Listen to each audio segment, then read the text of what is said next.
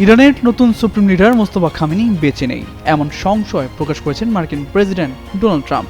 যখন তেহরানের নতুন সর্বোচ্চ নেতাকে নিয়ে জল্পনা কোনোভাবেই থামছে না, এমন সময় এনবিসি নিউজকে দেওয়া সাক্ষাৎকারে মার্কিন প্রেসিডেন্টের এই সংশয় যেন নতুন করে প্রশ্ন তৈরি করে। তবে সব জল্পনা কল্পনাকে বৃদ্ধাঙ্গুলি দেখিয়ে এবার সর্বোচ্চ নেতাকে নিয়ে নতুন বার্তা দিল ইরান।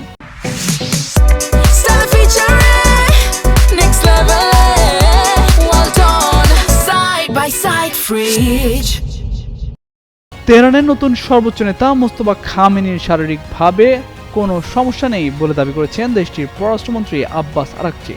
শনিবার এমএস নাও সংবাদ মাধ্যমে দেওয়া সাক্ষাৎকারে তিনি এমন দাবি করেন। আগের দিন মার্কিন প্রতিরক্ষামন্ত্রী পিট হেগসেথ বলেন তার বিশ্বাস মোস্তফা খামেনি আহত হয়েছেন এবং সম্ভবত তার অঙ্গহানি হয়েছে। এ বিষয়ে আরাকচি বলেন নতুন সর্বোচ্চ নেতার কোনো সমস্যাই নেই। তিনি গতকাল তার বার্তা দিয়েছেন এবং তিনি নিজের দায়িত্ব পালন করে যাবেন। দায়িত্ব নেওয়ার পর প্রথম বার্তায় ইরানের সর্বোচ্চ নেতা আয়াতুল্লাহ মোস্তফা খামেনি মধ্যপ্রাচ্যে অবস্থিত শত্রুদের ঘাঁটিগুলোতে হামলা অব্যাহত থাকবে বলে জানিয়েছেন। সর্বোচ্চ নেতা হিসেবে প্রথম ভাষণে হরমুজ প্রণালী কার্যত বন্ধ রাখার আভাস দেন তিনি। মোস্তফা খামেনি আরও হুঁশিয়ারি দেন, যুক্তরাষ্ট্র ইসরায়েল তার দেশের বিরুদ্ধে যুদ্ধ চালিয়ে গেলে নতুন নতুন ফ্রন্ট খুলে দেওয়া হবে।